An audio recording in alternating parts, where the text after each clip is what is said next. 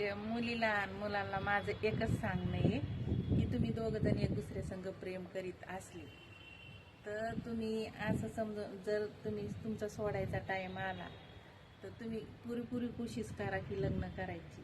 जरी नाही लग्न झालं तर गलत कदम का उचलू नका. कारण जर लग्न व्हायचं असलं ना तर कोणत्या परिस्थितीत होतं, वरच्याच्या हातात असतं सगळं. जोडीवरूनच बनती, विश्वास करा. आणि नसन व्हायचं तर नाही होणार. आणि एकच गोष्ट सांगते मी तुम्हाला की जर तिचं लग्न तिचं जरी लग्न तिच्या आईबापांनी करून दिलं तरी मुलीवर तुम्ही दोष देऊ नका की कारण तिने मला धोका दिला, तिने माझ्या संग लग्न नाही केलं किंवा मुलांनी केलं तरी असं म्हणू नका की मला त्याने धोका दिला.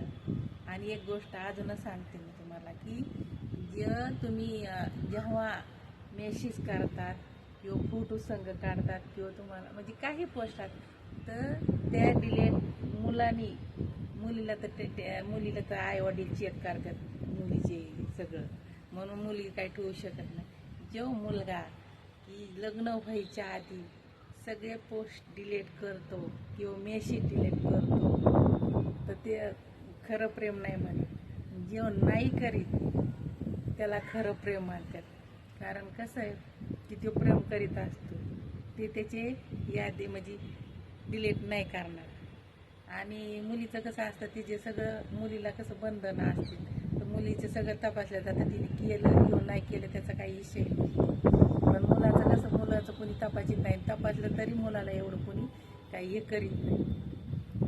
जे मुलगा लग्नाच्या आधी सगळे पोस्ट डिलीट करतो म्हणजे आपल्या कोणी काही फोटो पाठवते किंवा फोटो काढतात काही असतं, तो जर डिलीट करीत असला तर त्याला काही खरं प्रेम नाही म्हणत. कारण त्याला वाटतं की माझ्या याच्यामध्ये तो पर्सनल याच्यामध्ये पण ठेवू शकतो, तर खरं प्रेम त्याला म्हणतात. आणि केव्हा पण किती बिजी असो तो गुस्स्यामध्ये रागामध्ये जरी असला ना तरी पण तो काय करीन, एक मेसेज पण आपण मेसेज केली ना तर ते एक मेसेज पण करीन की नाही मला नाही बोलायचं तुझ्या संग, तेवढी तरी मेसेज करणार, असं रागात राहणार नाही.